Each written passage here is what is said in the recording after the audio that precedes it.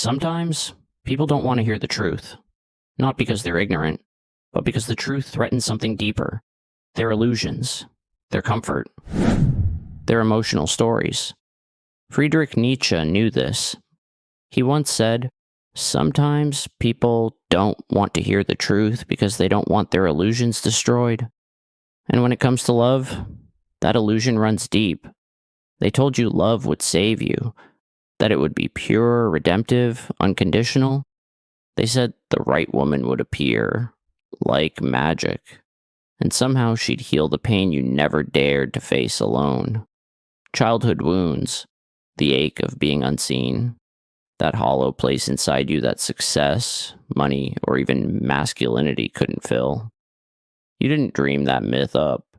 It was whispered into you through fairy tales, love songs, soft focus movies where the man is lost until he finds her. The idea became a seed, planted quietly in your subconscious. One day, someone will come along and make everything okay. And you believed it. Not because you're soft, not because you're naive, but because no one ever gave you the tools to see through the illusion. So you waited, hoped, searched. You called that hope romantic. But what if it was never romance? What if that promise, she will save you, was never meant to be kept? What if love isn't salvation? What if love is strategy? And what if nature, the raw, unsentimental force that shapes everything, knew this all along? Nature doesn't write fairy tales. Nature doesn't care about your poetic declarations or your soft expectations. Nature reveals. Nature cuts. It exposes. And when it looked at love, when it looked at how men and women relate, it didn't flinch. It didn't lie. What it saw wasn't polite, wasn't easy, wasn't sweet, but it was real. And most men were not ready to face that. Because here's the hard truth. You don't love her. You love the version of her that makes you feel safe. The one that reflects your worth back to you. The one that validates your masculinity. So you can finally feel like you're enough. You say it's love, but it might be something else entirely. It might be a transaction. A spiritual bargaining chip. If I give you everything, will you fix the broken parts of me? Validation is not love. And emotional obedience isn't connection. And here's the twist. Women learned how this works long before you did. Not because they're manipulators by nature, but because for centuries they had to learn how to survive in a world where they weren't allowed swords or status. So they mastered the hidden art of influence. They didn't have loud voices, so they learned to win in silence. They weren't handed power, so they became experts at shaping it behind the scenes. That's not evil. That's evolution. While you were taught to conquer the outside world, she was learning how to navigate the inner one. Quietly, sharply, intuitively. And now, in modern love, you're still playing by the old rules. You're still clinging to the illusion. You think her love is unconditional. You think her softness means innocence. You think she's fragile. You mistake adaptability for purity. But that's not purity. That's practice precision.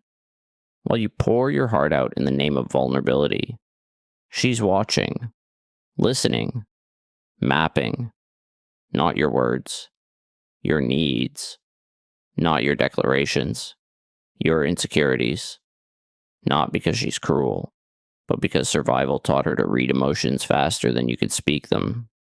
And every piece of you that you hand over, your fears, your dreams, your confessions, becomes a compass, a blueprint, a map of your psyche.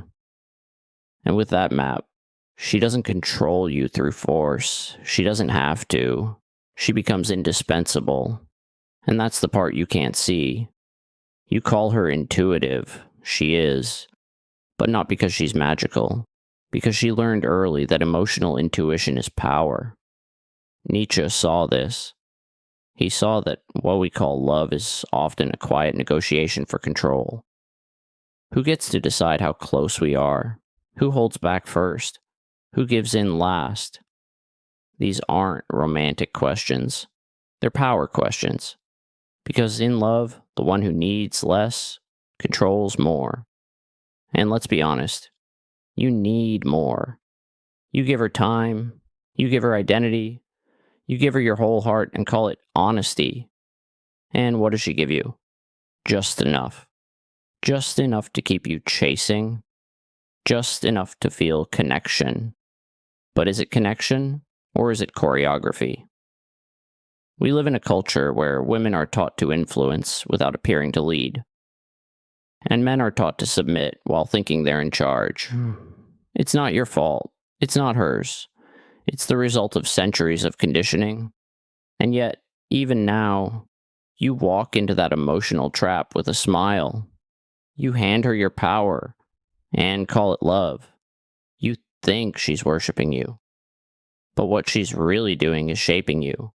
Silently. Elegantly. Without ever raising her voice. That's not manipulation. That's mastery. You call her mysterious because you don't understand her.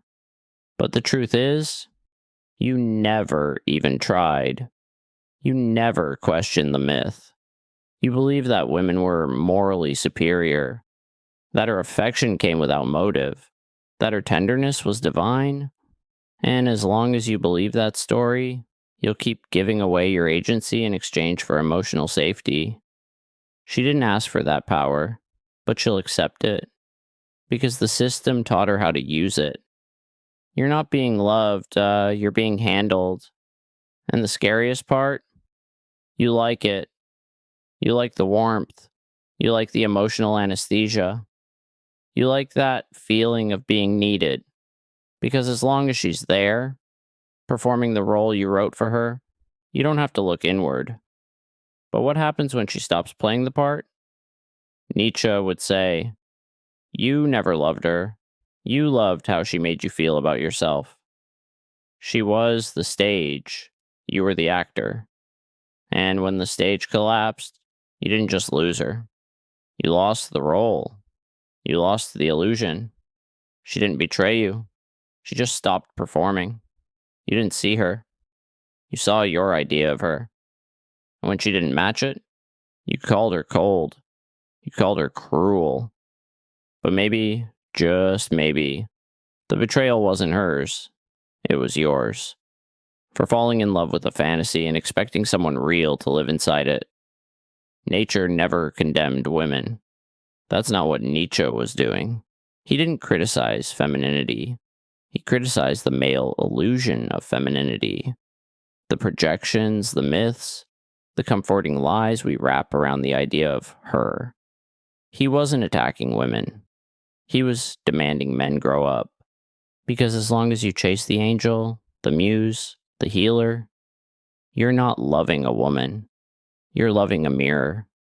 And the moment she steps out of that reflection, when she shows complexity, when she stops catering, you panic. Not because she's changed, but because your fantasy is breaking down. And if you're honest, that fantasy was never about her. It was about you. It was about safety. You wanted her to be your emotional redemption. You wanted her to fix the damage you didn't want to face. You weren't asking for love. You were begging for rescue. But she's not your savior. She never was. She's just a human being. Flawed, layered, strategic, adaptive. And until you stop turning her into an emotional solution, you will never truly see her. Or yourself. You say you love selflessly. But what if that selflessness is just masked dependency? What if behind the gifts, the loyalty, the sacrifices, there's a quiet fear whispering, if I don't give her everything, she'll leave. So you keep giving. You compromise. You reshape yourself. Not because you're noble, but because deep down, you're terrified of being alone with who you really are. And while you think you're being brave in love, giving, surrendering, She feels something else entirely. Control. Not through dominance, but through presence. She doesn't need to demand your obedience. You offer it freely, because you've convinced yourself that her approval equals your worth. And here's the uncomfortable truth nature hinted at. One most men don't want to hear. Love rooted in need is never equal. She may not ask you to change, but you change anyway. She may not require your submission, but you give it anyway. Because you don't want her love. You want her reassurance, her validation, her belief in you to cover up the places where you don't believe in yourself. But she didn't ask for that job. She wasn't trying to be your emotional rehab. She was just being herself. And you turned her presence into your permission to matter. So when she pulls away, when she steps back from the role you cast her in, it doesn't just hurt, it shatters. Because the story you were clinging to is gone. If she loves me, I am whole. If she stays, I matter. But those are stories, not truths. And when reality breaks through, you call it betrayal.